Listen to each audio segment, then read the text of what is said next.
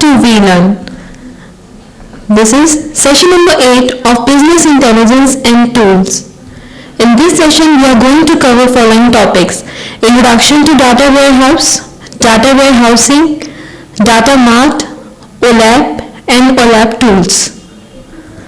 First of all, Data Warehousing.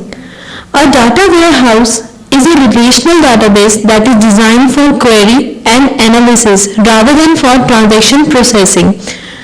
Data warehouse के अंदर हम एक रिलेशनल डाटाबेस ही है डाटा वेयर हाउस जिसको डिजाइन किया गया है just for query and analysis. Means आपको अगर कोई क्वेरी फायर करनी है या फिर उसका एनालिसिस करना है तो आप डाटा वेयर हाउस को यूज करते हैं, बट अगर कोई ट्रांजैक्शन परफॉर्म करनी है उस केस में हम डाटा वेयर हाउस यूज नहीं करते हैं। It usually contains historical data that are derived from transactional data, but it can include data from other sources also. Data warehousing के अंदर जितना भी आपका हिस्टोरिकल डाटा है, मीन्स जो आपने अपनी रिलेशनल डाटाबेस के अंदर मेंटेन कर रखा है ऑन टाइमली बेसिस, हम उनको डिराइव करते हैं just from your transaction data, और उसके बाद उस डाटा को जो हमने अलग अलग हिस्टोरिकल डाटा इवेंट से हमने डिराइव किया है उस पर्टिकुलर डाटा पे हम अपनी क्वेरी या एनालिसिस प्रोसेसेस करते हैं, जिससे कि अकॉर्डिंग हम डाटा वेयर हाउसिंग को परफॉर्म कर सकते हैं। The data warehousing separates analysis workload from transaction workload and enables an organization to consolidate the data from several sources. A common way of introducing data warehousing is to refer to the characteristics of a data warehouse as set forth by W. Imon. W. Imon ने आप data warehousing की कुछ characteristics define करें। अगर हमें data ware house को introduce करना है, मीन्स उसको एक फैमिलियर कंडीशन पे लेके आना है, तो इन सभी कंडीशंस के बारे में जो उसकी कैरेक्टरिस्टिक्स को डिफाइन करते हैं हमें उनकी नॉलेज होनी चाहिए। सो नॉर्मली जो डाटा वेयर हाउस है वो एक पार्ट होता है आपके डाटा वेयर हाउसिंग का ही, और पर्टिकुलरली वो आपको प्रोवाइड करता है एक्सेसिबिलिटी या flexibility for collecting the data from and user analysis and reporting. So there are some characteristics related to data warehousing. First one is subject oriented. Subject oriented means जो भी data जिससे आपको information मिल रही है वो particularly एक subject की होगी। ऐसा नहीं कि पूरी जो कंपनी के अंदर जितने भी ऑपरेशंस हो रहे हैं उन सब के ऊपर ही आप इंफॉर्मेशन या फिर डाटा आपको देना है। आपको एक पर्टिकुलर सब्जेक्ट के ऊपर डाटा देना है। लाइक अगर एक डायमेंशन आप चूज कर लेते हैं तो उसी के अकॉर्डिंग हमें उस पर्टिकुलर डाटा से इंफॉर्मेशन चाहिए। This is the subject oriented. Then is integrated. Data warehouses is integrated as the data is gathered from a variety of sources into data warehouse and then merged into a coherent whole. Data warehouses को हम integrated इसलिए कह सकते हैं क्योंकि इसके अंदर different sources से डाटा को आप लेके आते हैं, then particular एक place के अंदर उसे integrate करके then उसके ऊपर processing या फिर उसे एक coherent whole की तरह ट्रांसफॉर्म करते हैं। So in this way data warehousing is integrated. Then is non volatile. When we say data warehousing is non volatile, that means कि जो आपका डाटा है वो स्टेबल होता है डाटा वेयर हाउस में। मोर डाटा जो आप ऐड करते हैं but data is never remove. जितना ऐड करना चाहो आप उसके अंदर कर सकते हो बट हम यहाँ से रिमूव नहीं करते. Therefore management can gain a constant picture of the business because previous data भी मेंटेन है, जो अब प्रेजेंट डाटा आप कंपनी से रिलेटेड डाल रहे हैं वो भी उसके अंदर है। तो एक डाटा जो मैनेजमेंट है उसे एक एडवांटेज मिल जाती है कि अगर उसे अपनी पूरी बिजनेस को ओवरव्यू करना है एक कांस्टेंट पिक्चर में, so he can use data warehousing for that purpose. Next characteristic is time variant. Data warehouse is time variant as all the data in it is identified within a particular time period. जो भी data आप store करते हैं data warehouse में वो एक time constraint के साथ स्टोर होता है। मीन्स एक फैक्टर ऐसा होगा जो ये बताएगा कि पर्टिकुलर किस टाइम पे आपने उसको स्टोर किया है। So that's why your data warehousing is time variant. जो आपकी पूरी डाटा वेयर हाउस का कंसेप्ट है ये तीनों या ये चारों कैरेक्टरिस्टिक्स को फॉलो करेगा, तब हम उसे कहते हैं कि विलियम्स इमॉन ने जो कैरेक्टरिस्टिक्स दी थी, these are the 4: subject oriented, integrated, non volatile and time variant, जिसे डाटा वेयर हाउस जो है वो इसे यूज करता है. नाउ डाटा वेयर हाउस जो है आपका, अगर मैं डाटा वेयर हाउसिंग से कंपेयर करूं तो उसमें स्लाइट डिफरेंस होता है बिकॉज हमें कुछ ना कुछ डिस्टिंग्विश करना पड़ेगा। जो डाटा वेयर हाउसिंग होती है वो कंप्राइज होता है कंप्लीट आर्किटेक्चर से, जबकि जो एक डाटा वेयर हाउस है वो डाटा स्टोर करता है in the form of fact tables, lookup fact tables and etcetera. And now if we are talking about disadvantages of data warehouse, then first of all major data schema transform from each of the data source to one schema in a data warehouse, which can represent more than 50% of the total data warehouse effort. The next is data owners lose control over their data and raising ownership, responsibility and accountability and security and privacy issues. तो जो data honour है उनका control data के ऊपर से बहुत loose हो जाता है और वो ओनरशिप देते हैं अपनी रिस्पॉन्सिबिलिटी या अकाउंटेबिलिटी की। Then we have long initial implementation time and associated high cost. Data warehouse में initial cost जो implement करने की लगती है वो much higher होती है in initial state. And moreover जब अगर time ज़्यादा लग रहा है, cost ज़्यादा लग रहा है तो हमारे लिए एक वो disadvantage है, चाहे फिर वो initial implementation phase में ही क्यों ना हो। Next disadvantage is adding new data sources take time and associated high cost. अगर आपको पर्टिकुलर डाटा वेयरहाउस में कोई नया सोर्स ऐड करना है तो उसके लिए टाइम भी लगता है। मोरओवर टाइम के साथ साथ उसके साथ जो कॉस्ट एसोसिएट होती है वो भी बहुत ज़्यादा होती है।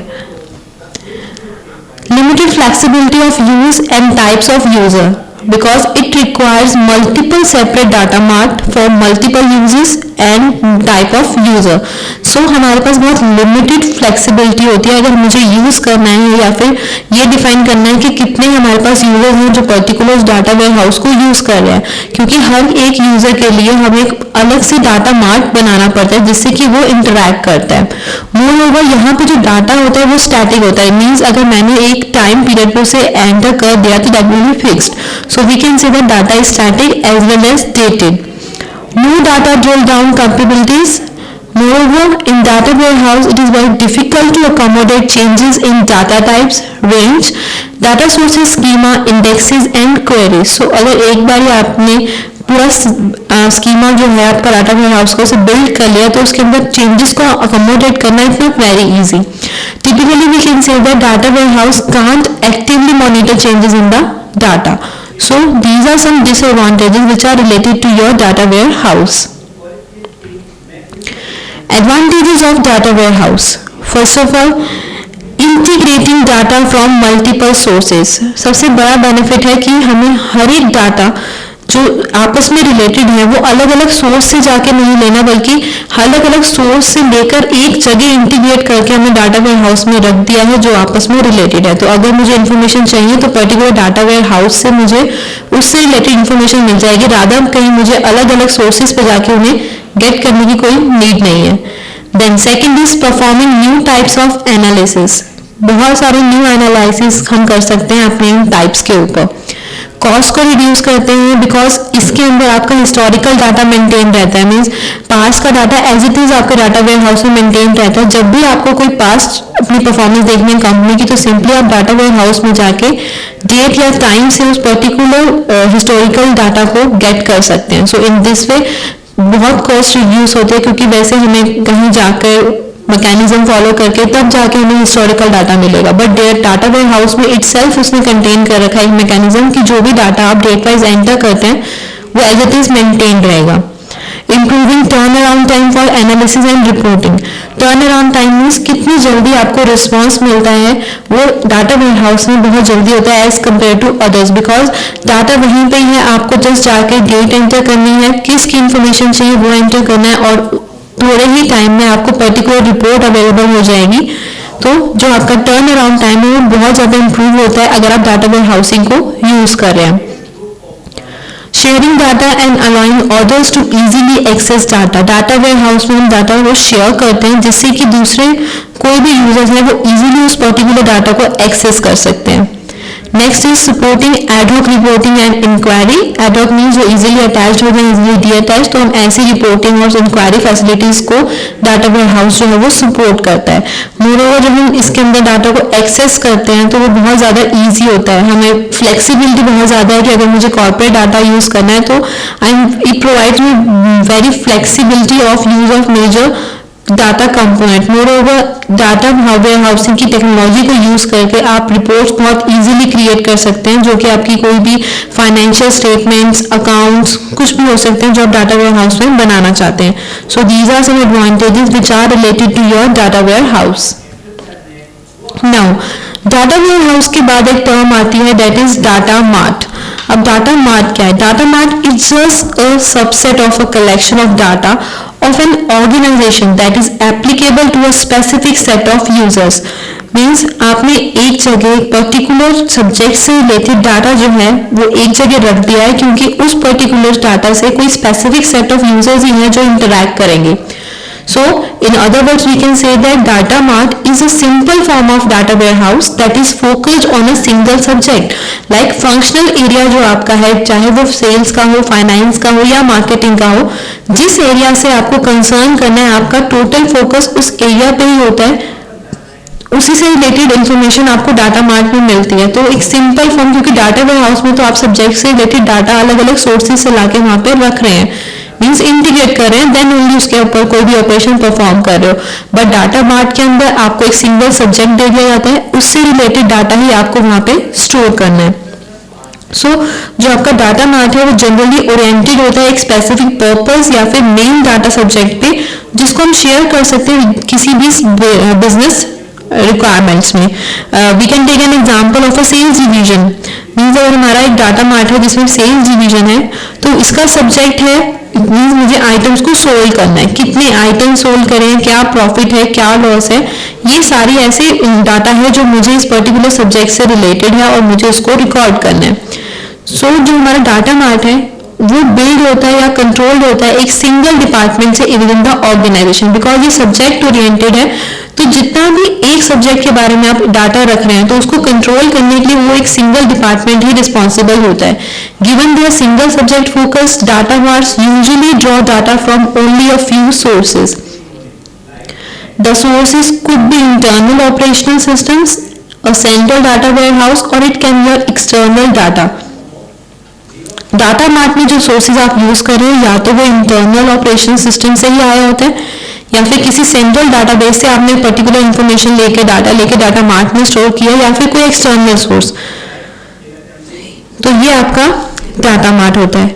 डाटा मार्ट के अंदर हम उसे रिप्रेजेंट करते हैं एक वन डायमेंशनल मॉडल से, जिसके अंदर हमारा मेन पर्पस होता है कि किसी भी काइंड के डाटा के ऊपर उस ऑपरेशन को परफॉर्म करना और बेसिकली डिजाइन करना ऐसा कि इमीडिएट रिक्वायरमेंट फुलफिल हो सके by this data mart.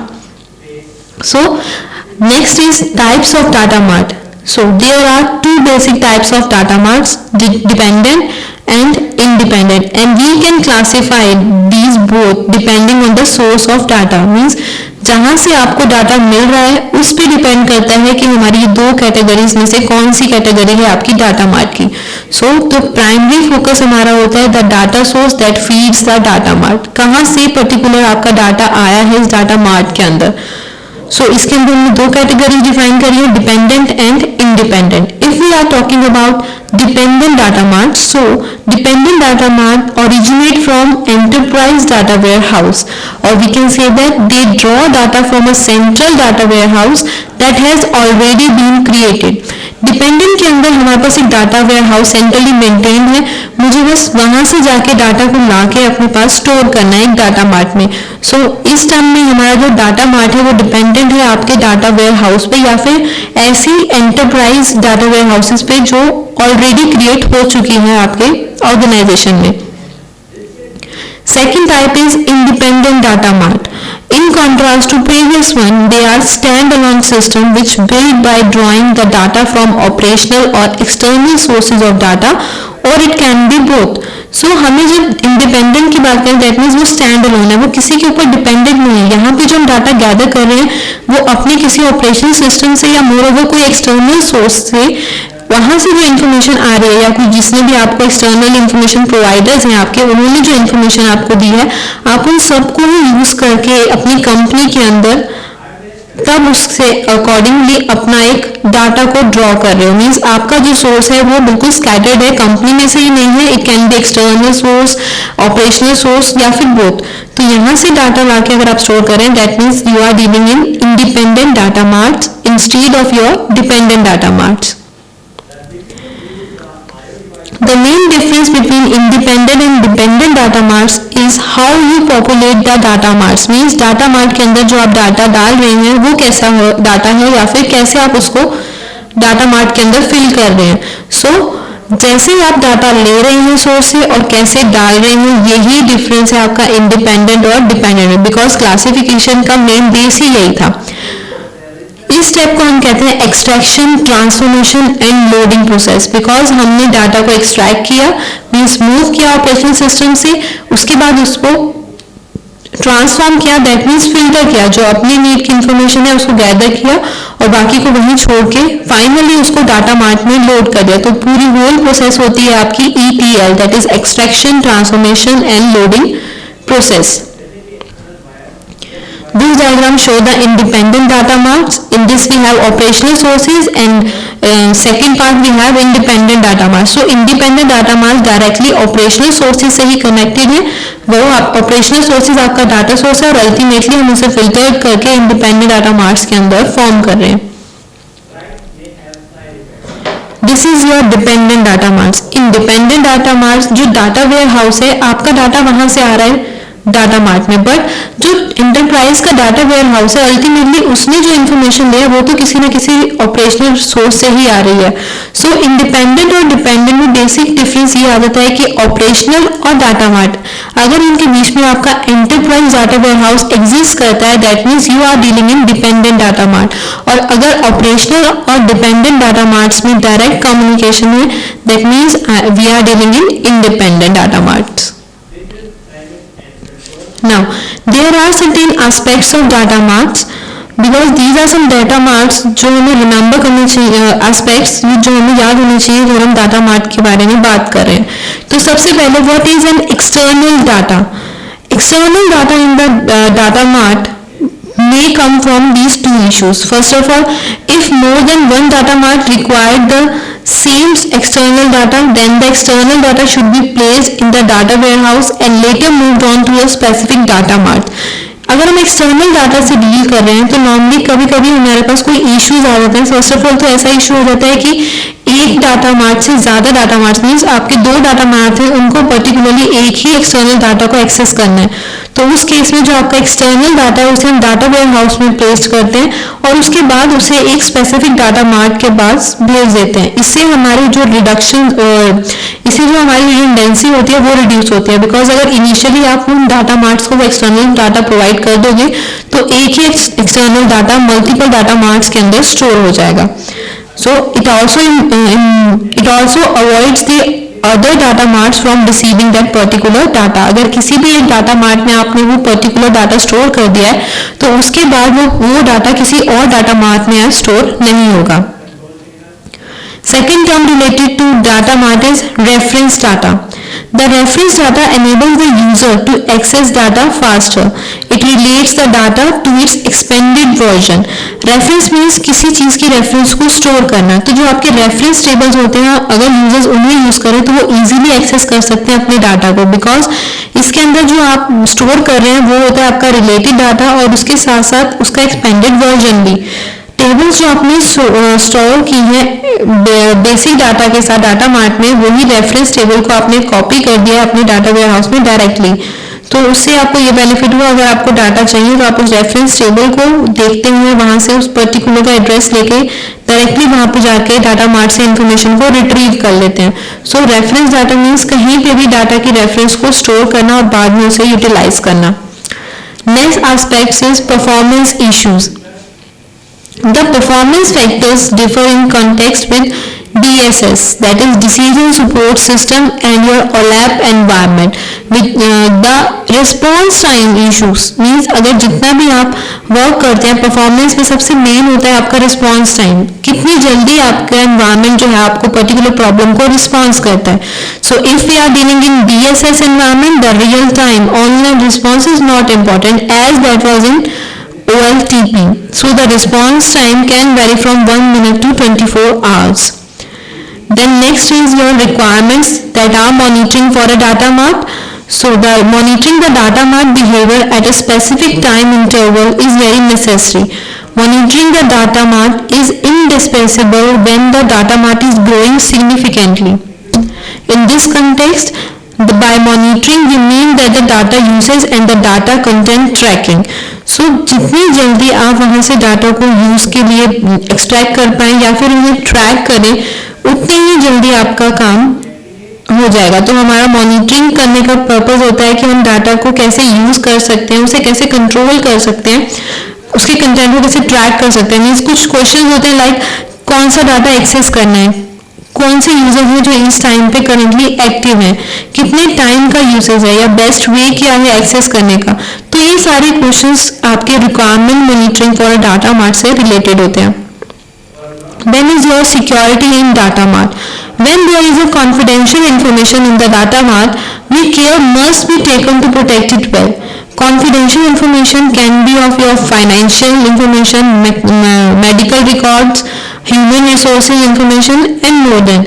So such information can be protected using encryption, decryption, log on, log off security. means कोई भी सिक्योरिटी मेजर लगा के अपने डाटा मार्ट को आपको प्रोटेक्ट करना है, जस्ट क्योंकि ऐसी इंफॉर्मेशन भी हो सकती है जो बहुत ज़्यादा कॉन्फिडेंशियल है और आप उसे किसी और के साथ शेयर नहीं करना चाहते. So these are some aspects which are related to your data mart. अगर आप डाटा मार्ट में डील कर रहे हैं तो ये सब क्वेश्चंस आपके माइंड में होंगे. Online analytical processing, or we simply call it as OLAP. OLAP is a data warehouse tool which is used to organize, partition and summarize data in a data warehouse and your data marts. So OLAP का main purpose होता है जितना भी data आपके पास है data warehouse में उसे organise करना, समराइज करना ताकि आप उसे इजीली यूज कर पाए. OLAP is just your tool of data warehousing. OLAP is an approach to respond quickly to your multi-dimensional analytical query. OLAP belongs to the category of business intelligence. OLAP finds application in business reporting for your sales, marketing, budgeting, forecasting and similar areas. So the output of the OLAP query is displayed as a matrix. अगर OLAP query जो आपने fire करी है उसका आप output देखें तो हमेशा वो एक मैट्रिक्स की टर्म में होता है. The dimensions from the rows, columns of the matrix and the measures from the values. So अगर हम मैट्रिक्स की बात करें तो हमें कितनी नंबर ऑफ रोज हैं, कितने कॉलम्स हैं, हर एक सेल के अंदर पर्टिकुलर कौन सी अमाउंट आपने स्टोर कर रखी है, that is your matrix. OLAP creates a hypercube of information. That is, the cube metadata is usually created from certain schemas like snow schema और star schema, जो कि आपका किसी भी टेबल से रिलेटेड होते हैं एक रिलेशनल डाटाबेस में. सो नॉर्मली जो आपका OLAP है वो क्रिएट करता है hyper cube of information. Now this is a data warehouse, a multi tiered architecture.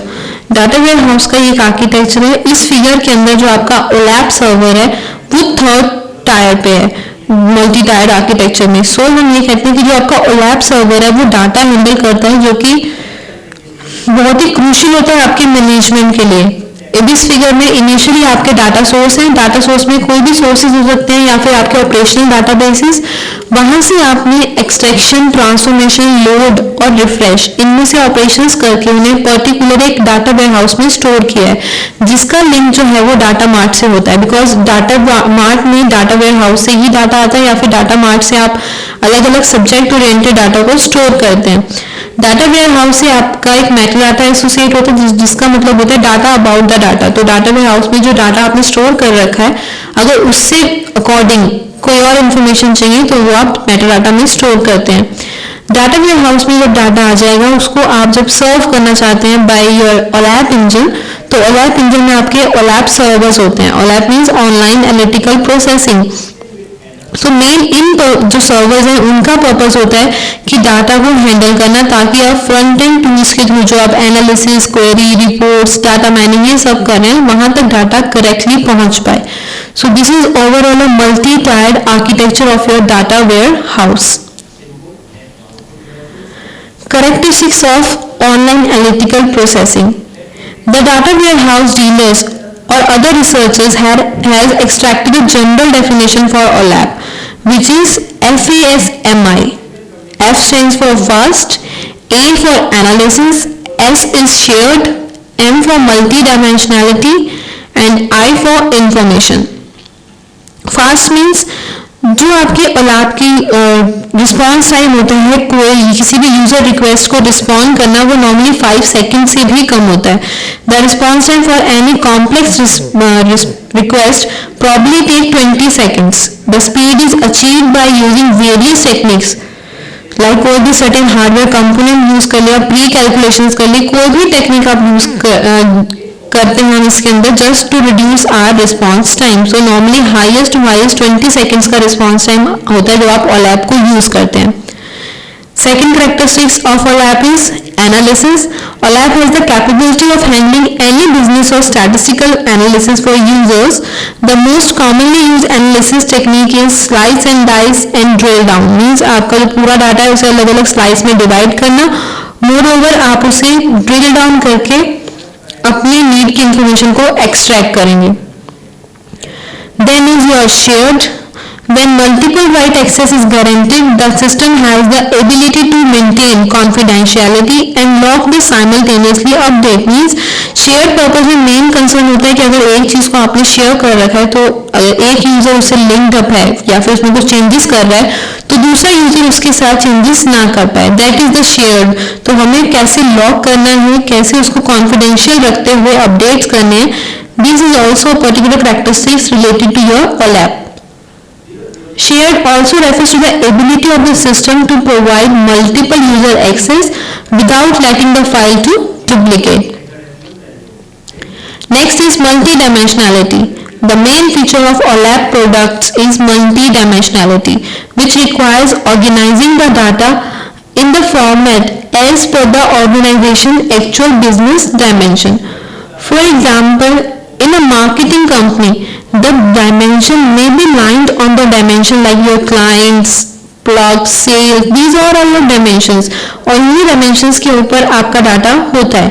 So जितने भी cells जिन्होंने relevant डाटा जो है वो contain कर रखा है intersections पे, हम उन्हें कभी कभी ब्लैंक छोड़ देते हैं. For example a client may not buy any product at all the frames. सो उस टाइम पे हमें उसे ब्लैंक छोड़ना पड़ेगा. सो इसको हम स्पार्सिटी कहते हैं. वैसे मल्टी डायमेंशनल का मतलब होता है कि डाटा को ऑर्गेनाइज करना ऐसे फॉर्म में कि आप बिजनेस की एक्चुअल डायमेंशन के साथ ही उसे स्टोर कर पाए. Last characteristic is information. Information refers to all the data and required information for users. The data capacity varies with factors like your data access methods, level of data duplications, and OLAP must contain the data which the user requires and must provide efficient data analysis techniques.